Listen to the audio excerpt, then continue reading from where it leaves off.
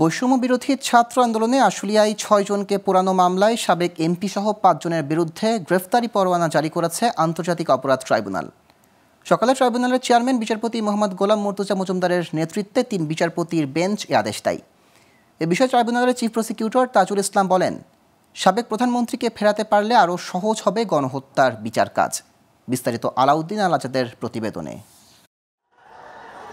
Fascist সরকার শেখ হাসিনার পতনের আগস্টের প্রথম দিন থেকেই বৈষম্য বিরোধী ছাত্র আন্দোলন আরও তীব্র হয়ে ওঠে। ছাত্র জনতার এক দফা দাবিতে সারা দেশ হয়ে ওঠে অগ্নিগর্ভ, আর চারদিক থেকে একের পর এক ছাত্র জনতার মৃত্যুর খবর আসতে থাকে।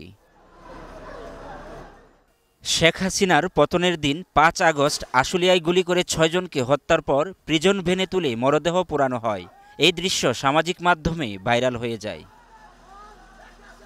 এই হৃদয় বিদারক ঘটনার পর ১১ সেপ্টেম্বর আন্তর্জাতিক অপরাধ ট্রাইব্যুনালে ২টি অভিযোগ করা হয়, আর আসামি করা হয় সাবেক প্রধানমন্ত্রী শেখ হাসিনা সহ ৩০ জনকে।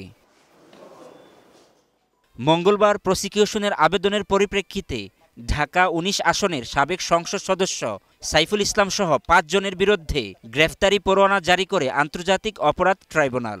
আপনারা ইতিমধ্যে জানেন যে আমাদের তদন্ত সংস্থা দিনরাত নিরলস কাজ করছেন। পরে চিফ প্রসিকিউটর মোহাম্মদ তাজুল ইসলাম বলেন, ঘটনার তদন্ত করে জানা গেছে সেদিন অপরাধীরা বাঁচতে পুলিশের গাড়িতে মরদেহগুলো পুড়িয়ে দেয়, তাই তাদের বিরুদ্ধে গ্রেফতারি পরোয়ানা জারি করে হাজির করতে বলা হয়েছে ট্রাইব্যুনালে। তিনি সহ এই লাশ পোড়ানোর ঘটনার সাথে সেই সময় কর্মরত ৪ জন পুলিশ অফিসারকে আমরা শনাক্ত করেছি।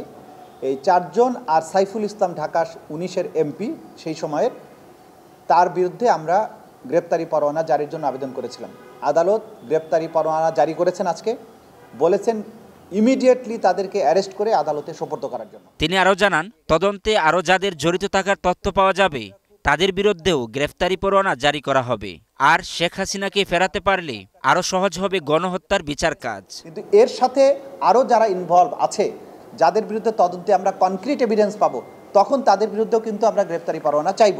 এটা আমাদের রিপোর্টেও আমাদের তদন্ত কর্মকর্তারা বলেছেন যে তদন্ত চলছে, যাদেরকে ভবিষ্যতে আরও সম্পৃক্ত পাওয়া যাবে তাদের বিরুদ্ধে আমরা গ্রেফতারি পরোয়ানা চাইতে পারবো। আগামী ২৫ জানুয়ারি এ বিষয়ে অগ্রগতি প্রতিবেদন জমা দেওয়ার নির্দেশ দিয়েছে আন্তর্জাতিক অপরাধ ট্রাইব্যুনাল। গ্রেপ্তারটাকে এনশিওর করেন যারা গ্রেপ্তারটা। আলাউদ্দিন আল আজাদ, গ্লোবাল টেলিভিশন, ঢাকা।